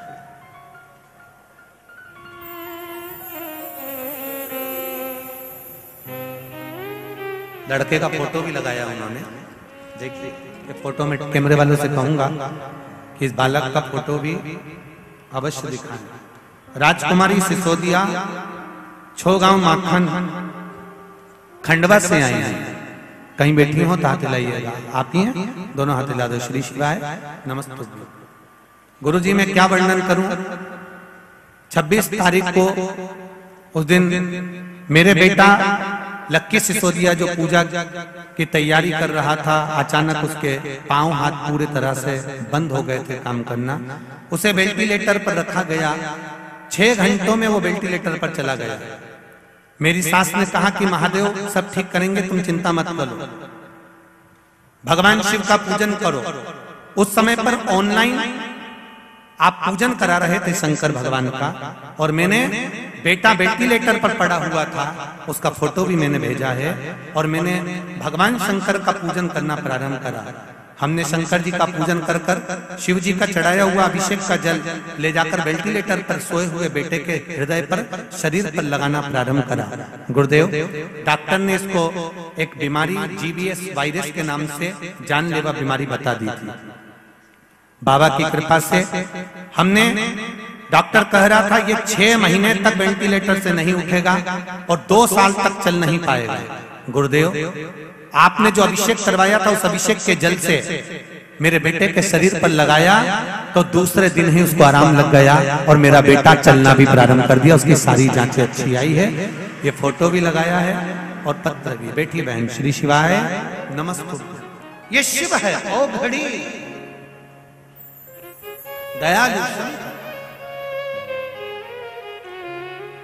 बहू ने नियम ले लिया कि दिया लगाने से पहले बहू जाती सुबह प्रणाम करती द्वार को, और द्वार को प्रणाम करने के बाद वहां से निवेदन कर जाती है, दरवाजे पर से प्रणाम कर जाती है।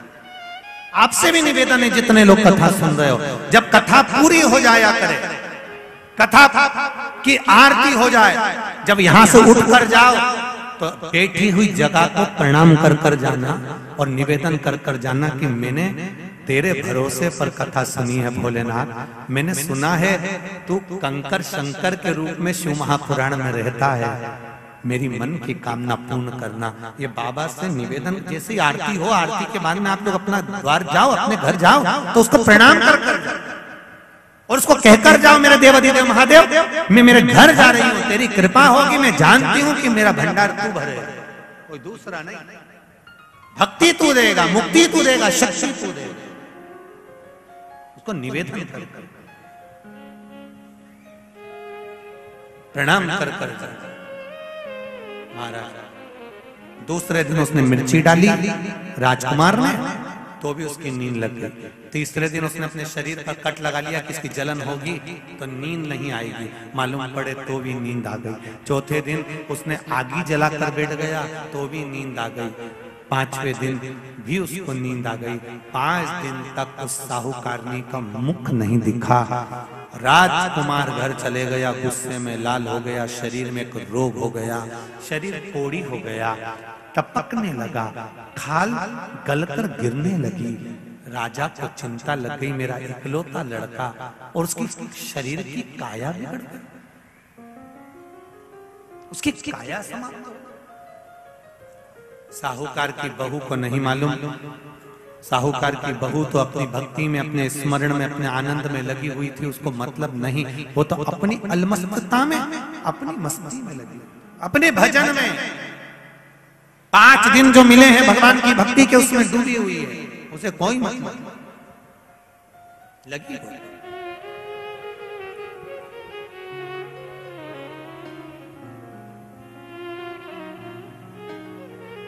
तुलसी जी का आराधना करे, तुलसी जी का पूजन करे, तुलसी जी का स्मरण करे। राजा के शरीर में रोग हो गया। पिताजी ने पूछा, ब्राह्मण देवता मेरे बेटे के शरीर में रोग हो गया, छूटेगा कैसे? कहा कार्तिक स्नान करने वाली नारी को गलत दृष्टि से देखा था, इसलिए ये रोग हुआ है। शिव महापुराण की कथा कहती है, कोई गंगा नर्मदा सरयू तीर्थ में कोई स्नान कर रहा हो, कोई नारी स्नान कर रही हो, उसको गलत दृष्टि से कभी ना देखें। शरीर में रोग भारी हो जाता है। राजा के शरीर का रोग कैसे मिटेगा? तो कहा जिस नारी को गलत दृष्टि से देखा है, जब वो कार्तिक का स्नान कर कर उसके स्नान का जल जो बह कर आए, वही जल शरीर पर डाला जाए तो रोग मुक्त हो जाता है। राजा ने वही करवाया। पूछा, साहूकार की बहू जहाँ स्नान करती थी, उसका जो पानी आता, उस पानी से राजा के पुत्र के शरीर पर छींटा जाता। धीरे धीरे रोग मुक्त हो गया और राजा का पुत्र ठीक हो गया। शिव पुराण कहती है, राजा के लड़के ने चरणों को नमन करते हुए पूछा कि मुझे कार्तिक का लाभ कैसे प्राप्त होगा?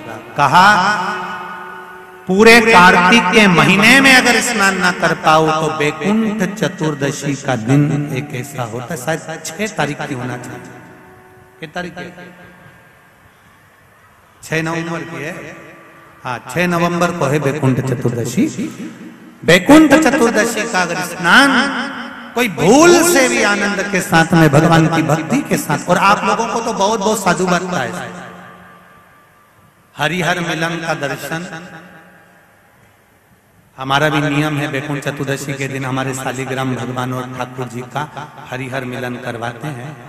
बैकुंठ चतुर्दशी के दिन हम भी पूरा प्रयास करेंगे, अंदर मिलन कराने की जगह जितने भी भक्त यहाँ पर रात्रि के समय पर रहेंगे, उनको हरिहर मिलन का दर्शन हो जाए, प्रयास करेंगे। हरिहर मिलन उस दिन कराया। शालिग्राम भगवान की तुलसा भोलेनाथ जी पर चढ़ती है और भोलेनाथ जी के बेलपत्र शालिग्राम भगवान पर चढ़ती है। वो तुलसा और बेलपत्र को शहद की शीशी में रखा जाता है। जो बच्चा विद्वत्ता से या बुद्धि से कमजोर होता है उसको चटाया जाता है। यहां तक गलत व्यसन में डूबे हुए व्यक्ति को भी अगर वो चटाया जाए तो उससे उसको व्यसन छूट जाता है। उस वैकुंठ चतुर्दशी का इतना, काशी में तो देव दिवाली मनाते हैं, हमारे उज्जैन में तो हरिहर मिलन ऐसा होता है, जितनी आतिशबाजी दिवाली पर नहीं होती उतनी आतिशबाजी उज्जैन में जब महाकाल बाबा गोपाल जी से मिलने जाते हैं तो उस दिन छूट जाती है। ये हरिहर मिलन शिव का मिलन, वैकुंठ चतुर्दशी का स्नान का आनंद सुख बताया भाव से वर्णित किया। शिव महापुराण की कथा में आगे श्री गणेश जी महाराज के जन्म का क्रम करा। माता पार्वती श्री गणेश जी महाराज को लेकर आ रही हैं, जोरदार ताली बजाएं।